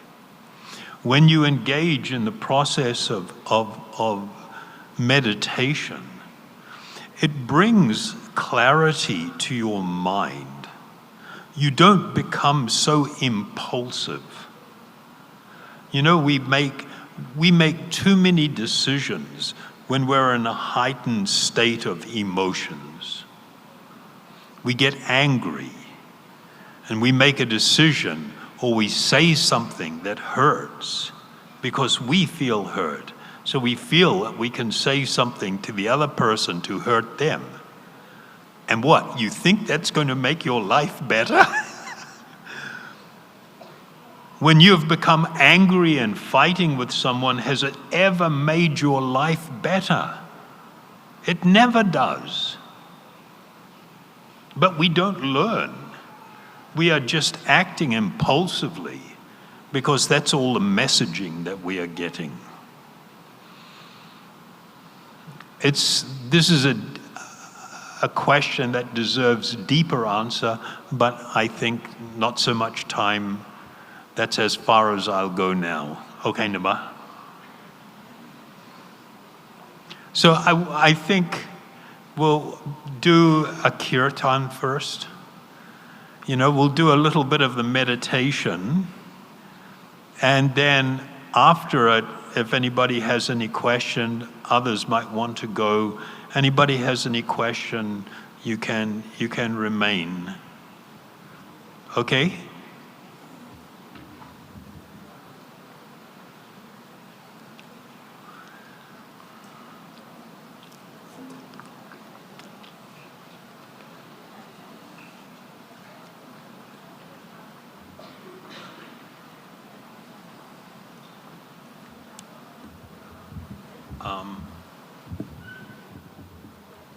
Should I use capo?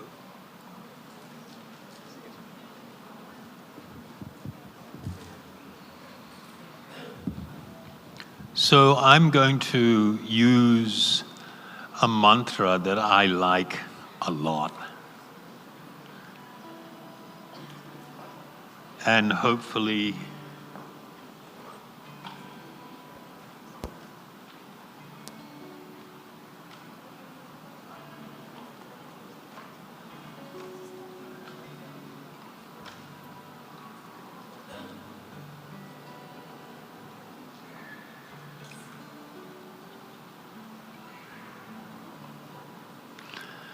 So the mantra that I'm going to chant is called the Maha Mantra, sometimes called the Hare Krishna mantra. This is a very ancient, thousands of years old, and it's used by so many different yogis and spiritual seekers for thousands of years. It doesn't belong to any one group.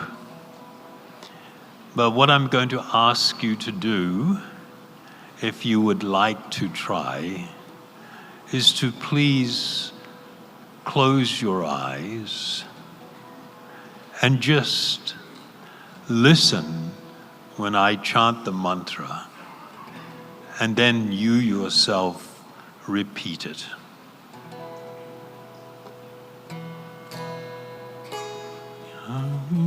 Krishna, Hare Krishna, Krishna, Krishna, Hare Hare, Hare Rama, Hare Rama, Rama, Rama, Hare Hare, Hare Krishna, Hare Krishna, Krishna Krishna, Hare Hare, Hare Rama, Hare Rama,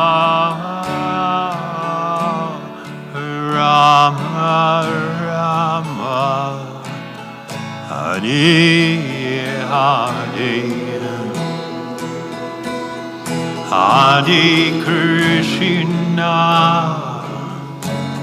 Hare Krishna, Krishna Krishna, Hare Hare, Hare Rama, Hare Rama, Rama Rama, Hare Hare, Hare Krishna, Hare Krishna, Krishna Krishna, Hare Hare,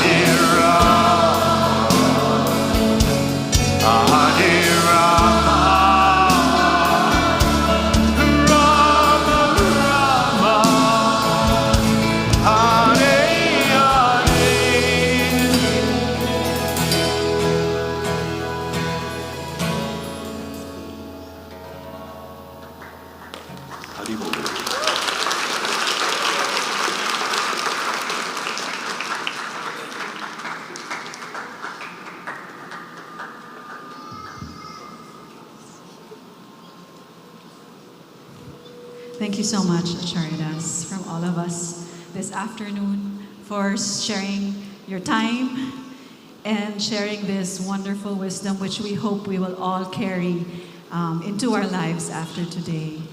So at this point, this is actually the end of our session, One God, Many Names, and we would like to also thank everybody for making time to be here with us this afternoon, on a Sunday afternoon, and listening to what we have to share. So, like Achariadas mentioned, we will take a few more questions after, if there's if still you more. want.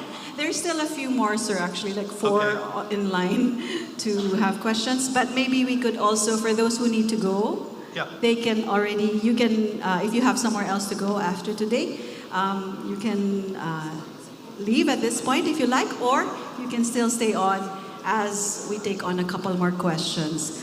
But as you go outside, we have generously from our sponsors, they have prepared merienda for everybody. So please make sure to take some or to take a box before you go.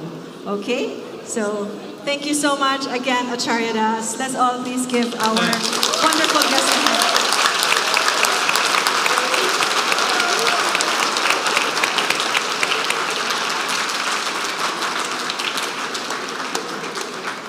And I would like to thank all of you very much for giving me the opportunity to share this. Thank you.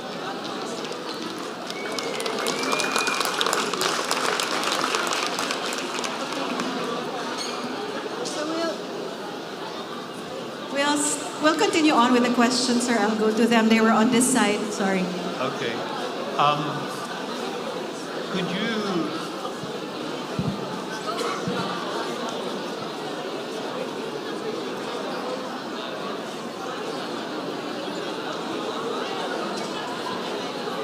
Okay, sorry, let's take the question. Where was the girl?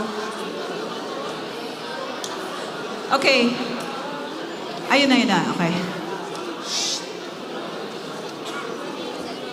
So please quiet down. As you step out, please keep in mind the noise. We're still answering some questions up front.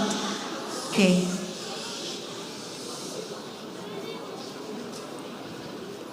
Hi po, I am Lara from PUP Manila.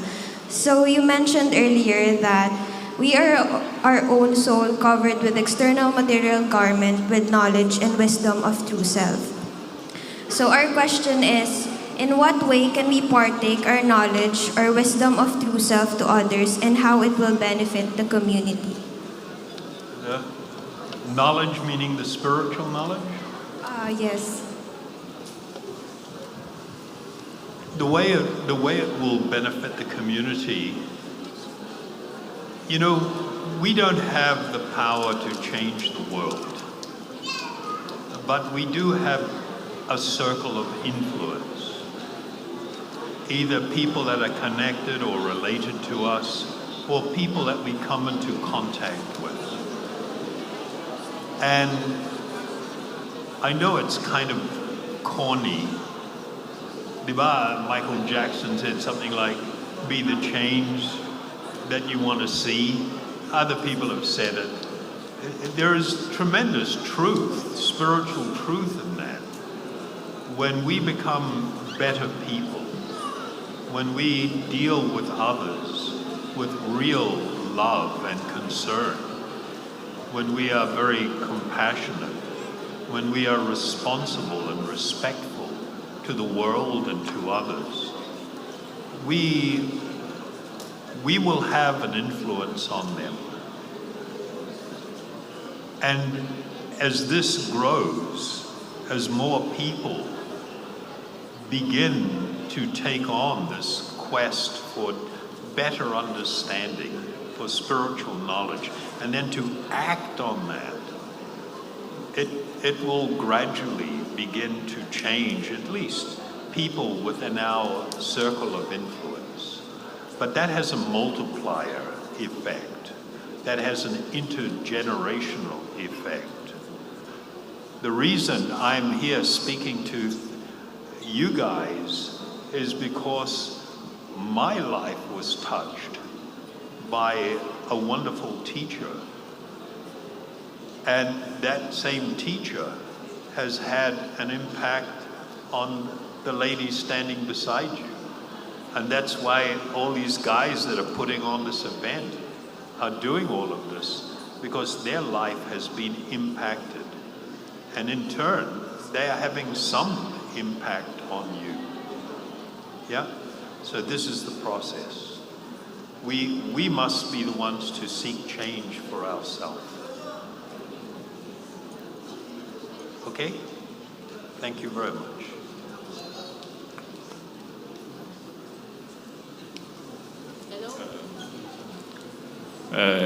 Good afternoon, sir.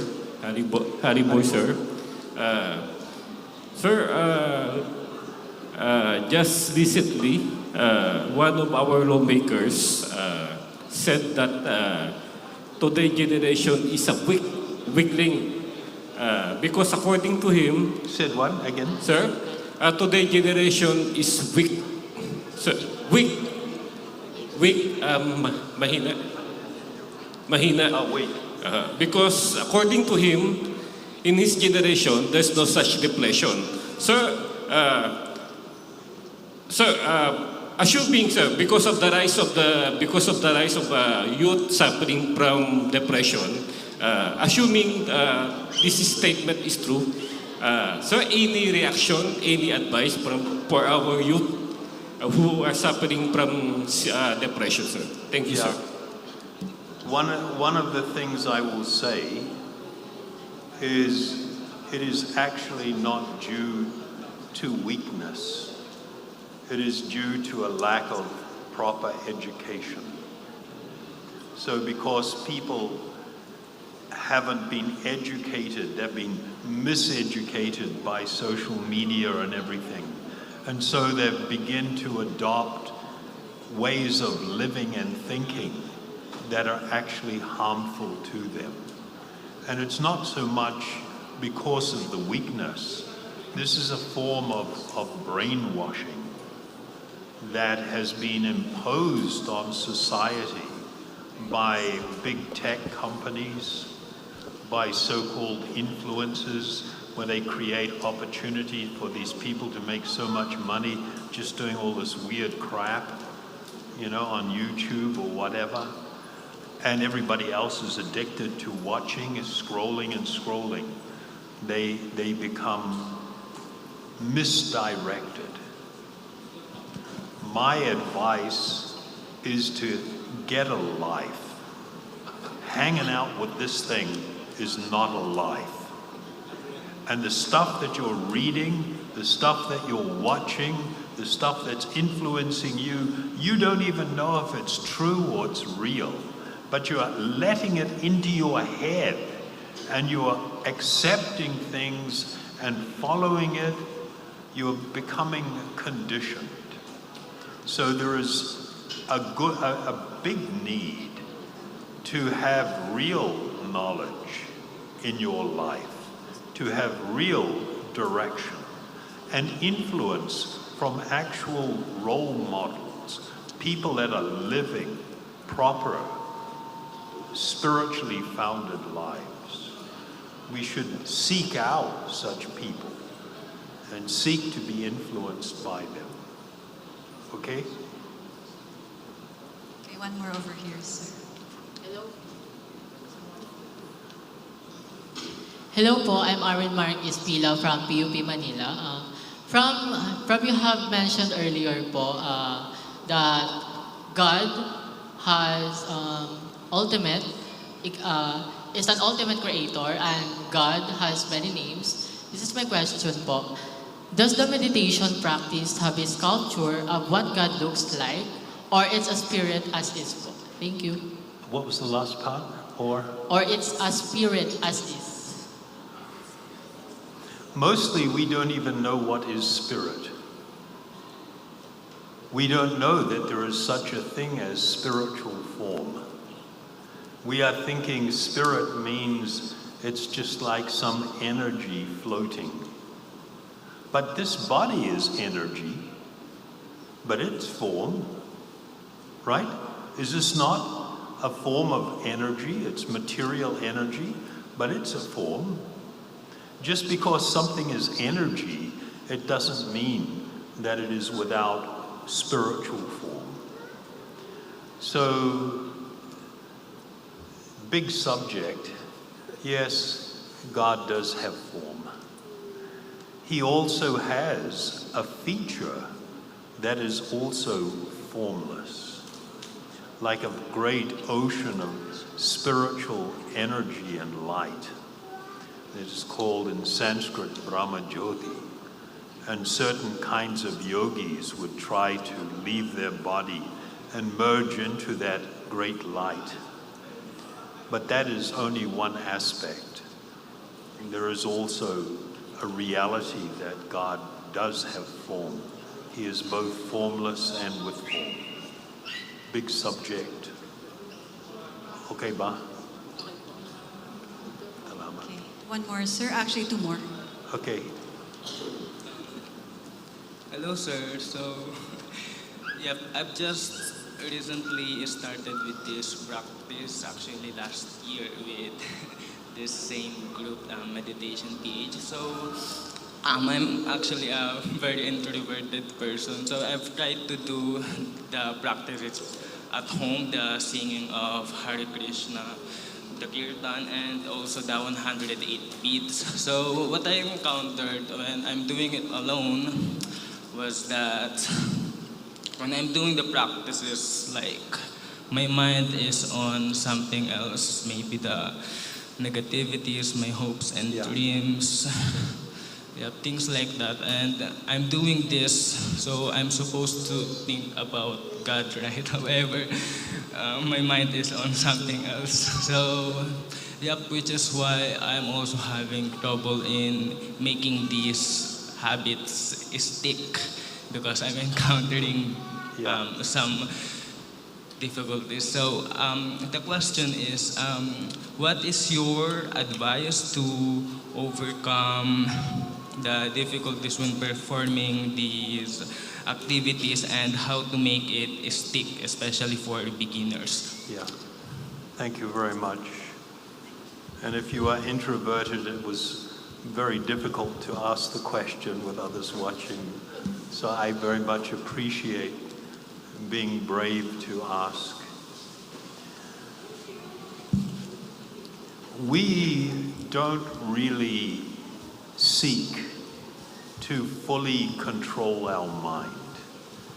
If that becomes our focus, we will become very frustrated because the mind is extremely difficult to control. The process that we are following is what we might call misdirection. You know what misdirection means? Like you have a child and they're starting to do something naughty. right? And you can either raise your voice and shout at them and get into a fight with them, or you can say, oh, ano yan? Ano yan? And then all of a sudden they're looking there and they've stopped the problem. And let's go. Did you see it? Let's take a look. Ano ba yan? And it's called misdirection. Okay? And it solves the problem. Rather than head-to-head confrontation, you direct it away. So the process that we're engaging in is the attempt to become absorbed in something else so that the mind automatically becomes directed that way. But I think it's really important to recognize our own faults, our own weaknesses, the fact that our mind is so out of control. And so what we have to do is not focus on that. Maybe another example with a child. The child is misbehaving and you tell it, no, we're going to be doing this now. And then they're still going to misbehave. You say, no, we're not doing that. We're going to be doing this now.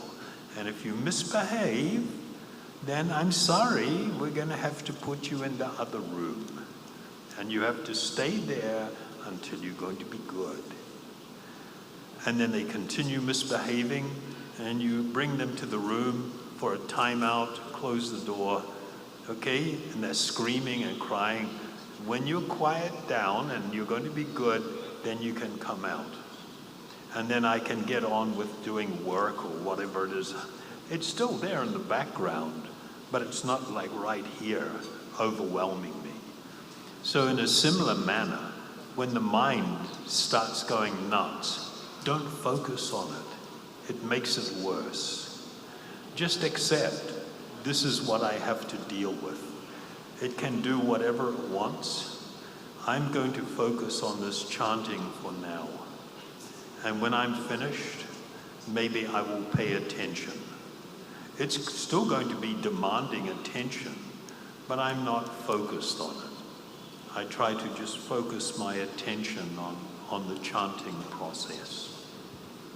And what will happen over time, and it might take some time, over time, gradually, the mind becomes increasingly calm. It calms down, and it stops demanding attention. It stops spinning out like a crazy thing, and then you feel you have to follow it. This is called tolerance. We must learn to also tolerate the fact that our mind is out of control and just get on with what we're doing. So it's also like you have a car, and the car is like, from 1985. And the glass, the window keeps falling down. If I get up to 60 kilometers an hour, it starts vibrating. So I have to drive it at 55. When I drive it at 55, it stops vibrating. I can get from A to B. It's going to take me longer than I want. It's not as comfortable as I want, but it gets me from A to B. So in a similar manner, we may find that our mind, our body, is full of defects and problems. This is what we have to deal with. So I'll deal with it. I'll just do the best that I can do. But don't focus on the mind, and don't think that you can completely control it. When the mind becomes attached to the chanting, everything will become very easy. And it will, but it's going to take some time. Okay? Okay, one more, sir. Actually, it's in relation to tolerance. Okay. Oh, okay, no. Okay, one. Okay, two more. Hello, Aribol. Each individual will just exist and live, and each individual has their own spiritual awakening. And once on a Their own individual one? spiritual awakening, and Threshold. and when some Okay. and once on the spiritual path, there's some confusion. And I asked this question on almost everyone, and I got a lot of different answers. I'm just going to ask you, what is reality? What is reality? Yes. What is reality? That is a challenging question. Reality is that which is real, as opposed to that which is illusory.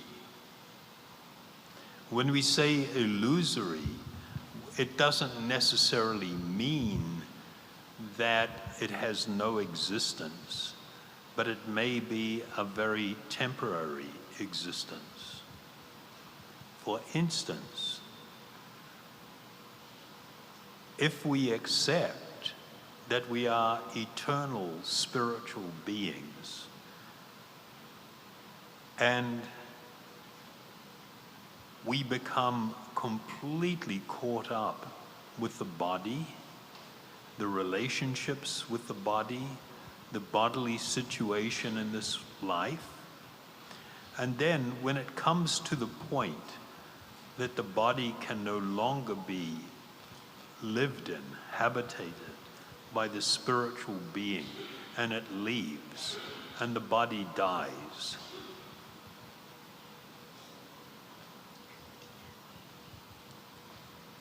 we would have to look back at that life that was spent totally immersed in the body and the products and the connections and the relationships of the body, which have now all ended, and ask the question, how real was that?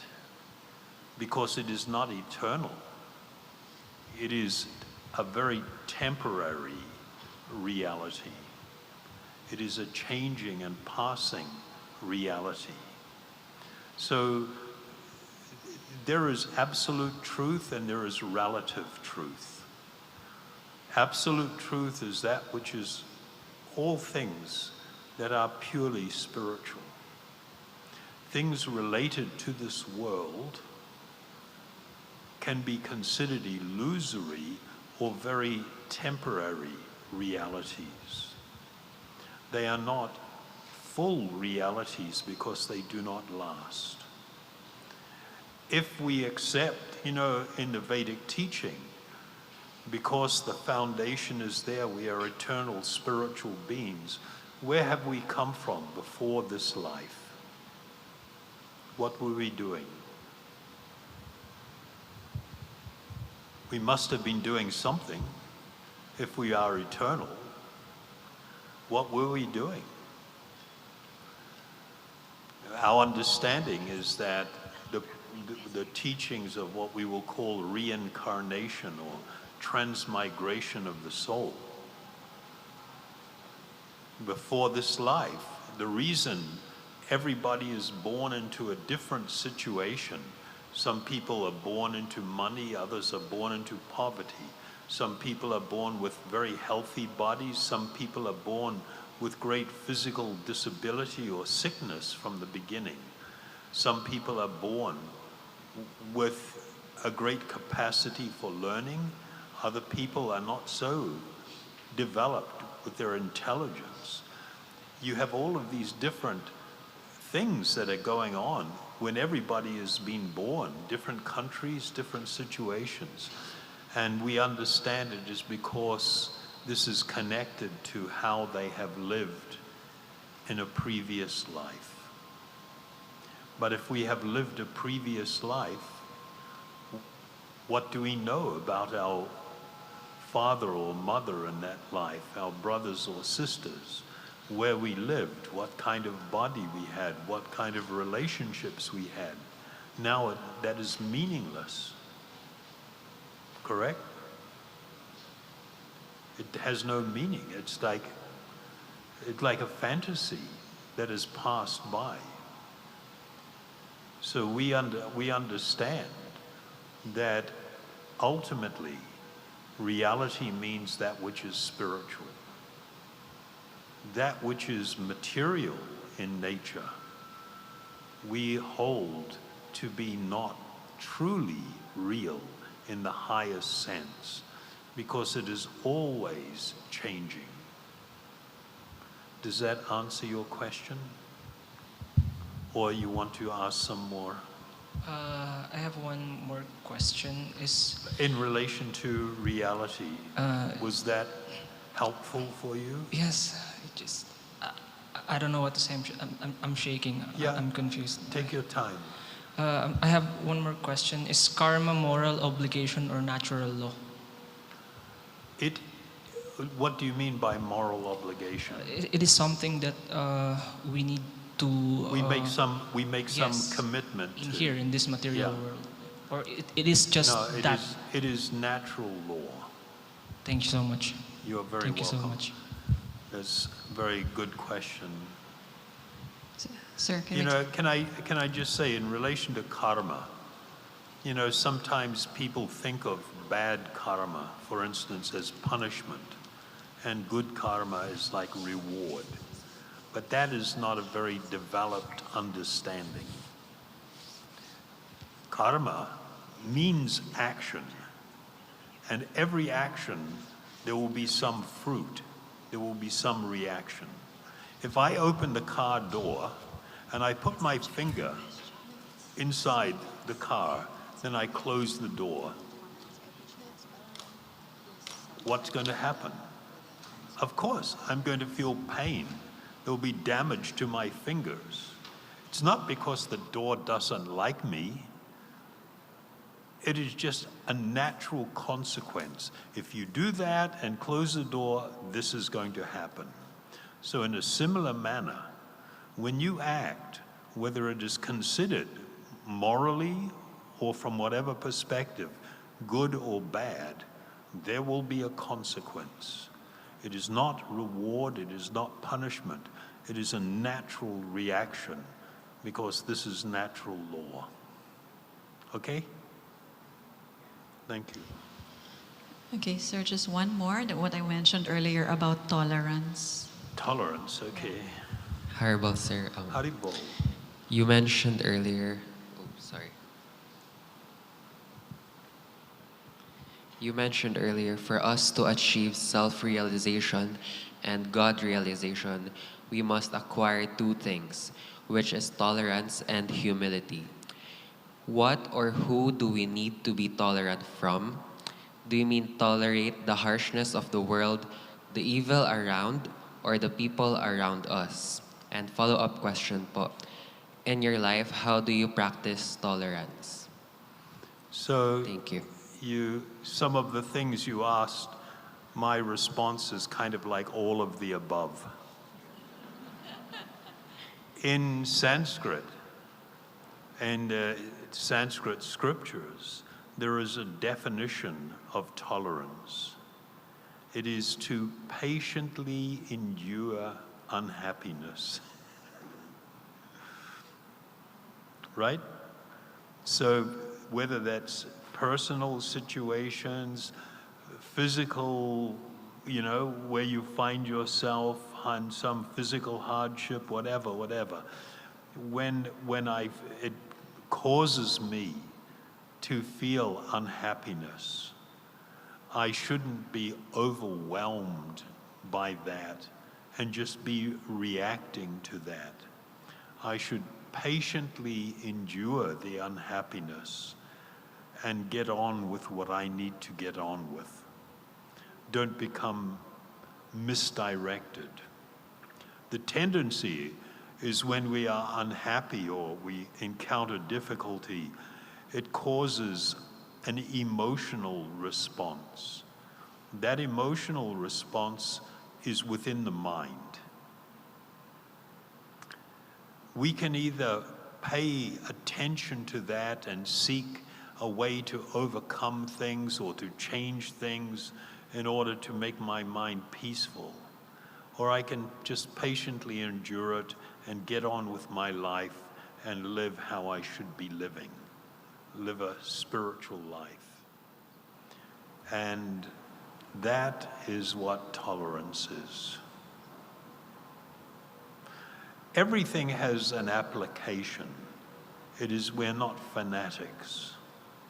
If somebody comes up and punches you in the face, maybe you can tolerate that. But the lady sitting next to you, if somebody comes up and punches her in the face, you should not tolerate that. You should seek to intercede. For others, we will intercede. For ourselves, we will try to tolerate. That's a basic idea. Okay?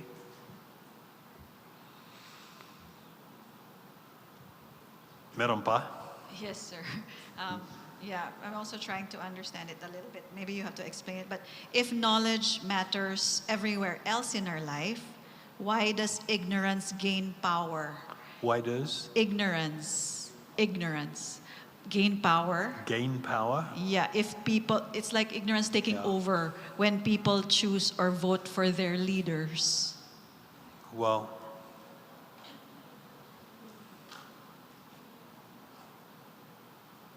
we are such suckers. People make promises, and we actually believe they will deliver on the promises. Right?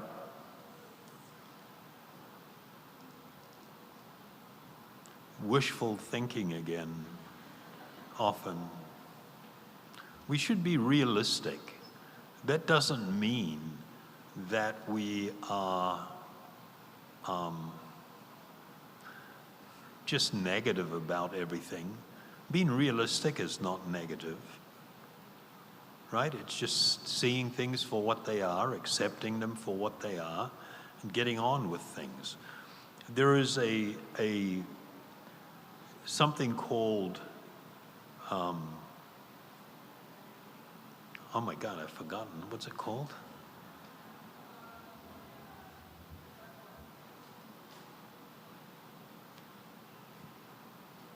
The Serenity Prayer.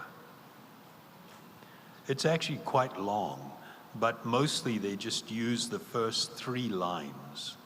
And it's very common in rehab centers and people struggling with addiction and stuff. It's very simple. Lord, grant me the serenity to accept those things I cannot change.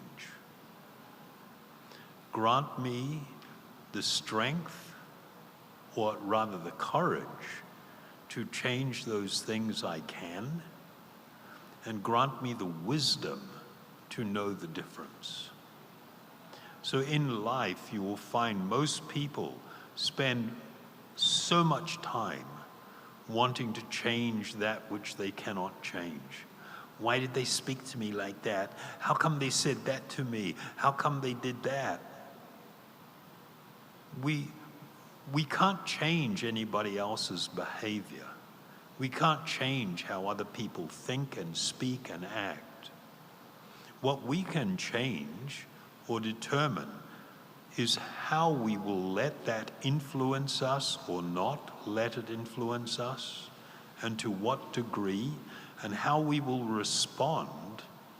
That is within our control. When a person cultivates knowledge of that which is eternal, that which is spiritual, like the spiritual being, it brings a great deal of serenity to one's life, because it becomes increasingly clear what is something that cannot be changed. Like it happens sometimes in death. when somebody very dear to someone dies, and then people go into deep grieving about wishing it hadn't happened and not wanting it to happen and wanting that person to still be there, and why did this happen to me, and just on and on about it. It is a rejection of something that you can, of the fact that you cannot change it. It has happened and you cannot change it. You need to accept it. You can be sad and you can feel that you miss someone, but to be overly obsessing with wishing it hadn't happened, you didn't want it to happen, why did it happen to me, just on and on. That is really unhealthy. And people become unable to function normally, which has big effect on family members, other people that they are connected to. But when we learn to accept that which we cannot change and cultivate and pray for the courage to be so responsible that you can actually begin to attempt to change those things that you can, and to understand the difference between those two things, that is foundational for someone's life. That applies to your question also in a quite deep way. We can take this and make it foundational to our life and our spiritual practice. It's a deeply spiritual idea. It can lead to deep understanding. Okay? Good enough? Yes. Thank you so much, Achariadas. Thank you also.